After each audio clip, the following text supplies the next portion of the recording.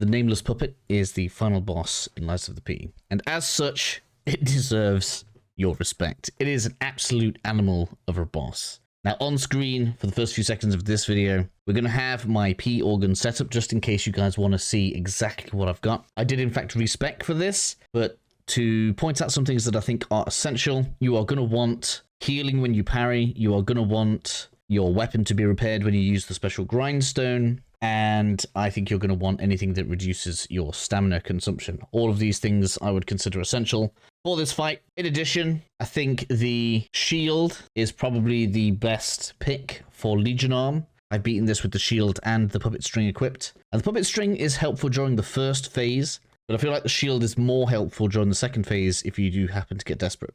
So that's why I picked that one. Now then, moving on into the boss. I hate to say it, but you're just going to have to, unfortunately, the first few times you fight, get used to the first phase until you can actually start parrying it properly. Something that I find very useful, if you have the heal on parry, or should I say guard recover on parry, it means that you can block a couple of attacks and then parry the final attack to get some of your health back. This is going to make you considerably more survivable in this fight. Particularly during some of like the spin attacks, where it does like a spin attack and then a second attack straight after. You can literally time the block and then get the second one to parry it straight away to instantly heal the damage that it does to you.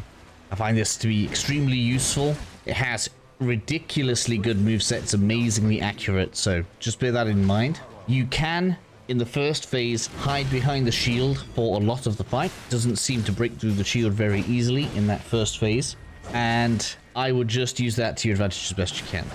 Now then, once the second phase starts, this is where I recommend saving your grindstone for, and I'm going to be using the perfection grindstone. If you apply this straight away, one of two things is going to happen. It's either going to charge at you with a red attack that's usually unblockable, but if you apply this quickly and immediately block, you'll parry it, and then you can charge attack straight into battle and do some good early damage on it, or it's going to do a rather long combo, which is going to leave it vulnerable at the end. Again, if you can do two R2s, especially one with a charge, you're very likely to break its stagger bar and start out with a nice early fatal attack, which is extremely useful. This is the best use for the special grindstone in my opinion. I would highly recommend that make sure you've got the P organ upgrade that allows it to repair your weapon, because it is going to take some damage during both phases, and this repairs faster even if it doesn't entirely repair the weapon. Something else that I recommend using this for then, so with your second use, what I recommend doing is getting a few hits off and a few manual parries, and then if you can apply this again before it does a good combo on you, it's very easy to get a second fatal attack. This is very important because this gives you a nice little breather if you need to heal and takes a good chunk of its health off. Unfortunately, the second phase has very few tells. I was unable to spot exactly what it is that makes some of the attacks tick. Things like the red flurry attack, things like the red fade step attack where it just literally flashes at you.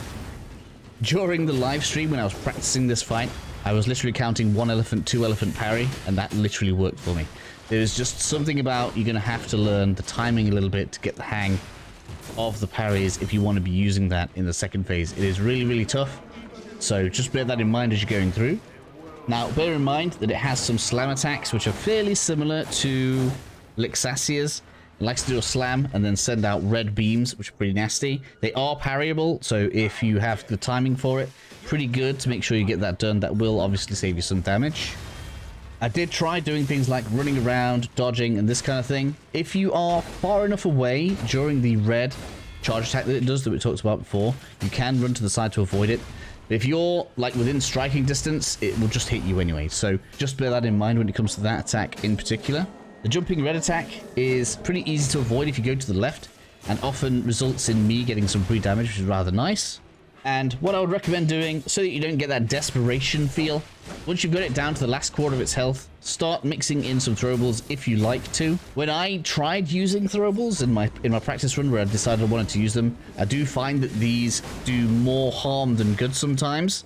But an extremely good application for them, which I didn't actually think of during my second fight with it, is if you can get the second fatal attack on it, it's going to do like a follow-up attack after you get the fatal attack. It's a bit weird. It looks like it's going to let you hit it, but it doesn't. But you can then back off and apply something like fire on it with your throwables, which I find to be a particularly good idea.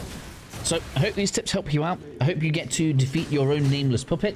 Keep yourself calm until the end of the battle, because one mistake, even when it's one hit from death, can be fatal. Good luck, and let me know how you do.